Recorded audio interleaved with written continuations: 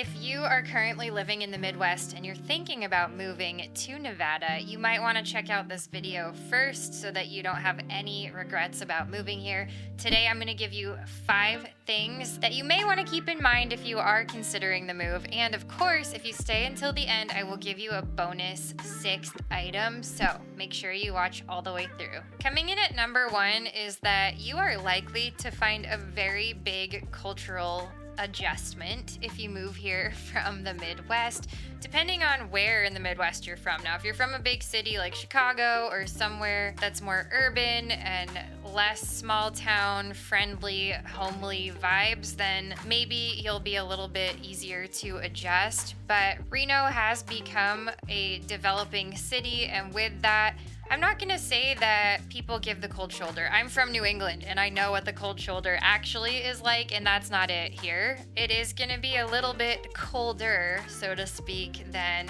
most places in the Midwest. So you might want to toughen up just a little bit if you're moving out here from the Midwest. The next thing that you are definitely going to want to be aware of is the change in climate and altitude, because we are in the high desert. Reno sits at about 4,500 feet above sea level. That's gonna just physically feel very, very different to the flatlands that you find in the Midwest. It's also going to maybe be a little bit shocking how drastically the temperatures fluctuate here. From just like the crack of dawn morning to midday, it could be a difference of 40 degrees or more. So you're going to want to make sure that you're prepared for some bipolar temperatures and some drastic and sudden changes in weather. Another thing that is going to maybe take a little bit of getting used to from the Midwest versus here in Nevada is that we have very limited water resources. We are in the desert, and water scarcity and drought is a major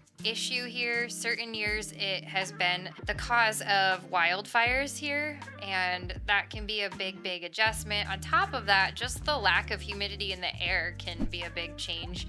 You'll feel it in your skin and hair and nails, and you'll be definitely craving water, but always plan to drink more than you think you need when you first arrive and acclimate, because with the altitude combined with the drier climate, your body's gonna need extra water to feel comfortable and normal. But headaches are normal the first few days, so if you run into that, you're not dying. Don't look on Wikipedia. Another thing that you're going to want to pay close attention to is the economy here. We have recently become a major tech hub. A lot of California, San Jose based companies are starting to put satellite locations here or move here altogether. So if you're in the tech industry, that might be a benefit, but if you're not in tech or healthcare, you're really going to want to probably try to line up a job here before you make the move or even think about making the move, because outside of certain industries, it can be a challenge. It's not necessarily going to be difficult for you, but you're going to want to make sure that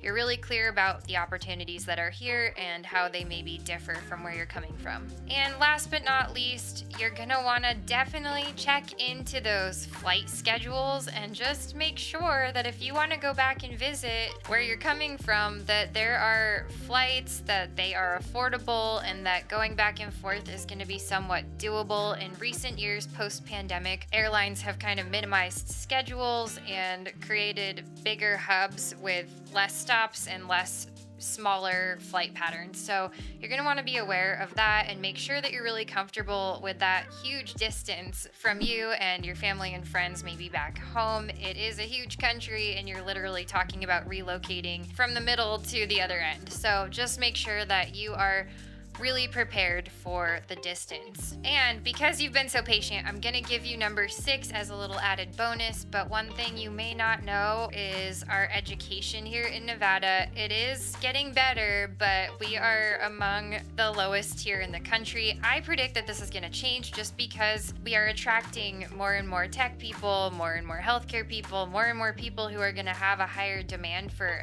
better education here. But in the meantime, you're gonna wanna really understand what the schools are like here if you have kids, and kind of have a game plan in place before you come. That's all I have for you today, but if you have any other questions about life here, please don't be shy and drop them in the comments below. I do respond to every single comment.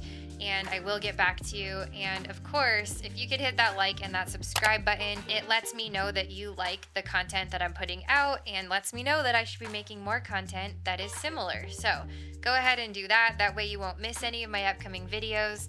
And of course, if you are thinking about moving here, I am a real estate agent in the Northern Nevada market. I would absolutely love to help you, or at the very least, just hop on a free strategy call with you to help you put your next and best steps in place.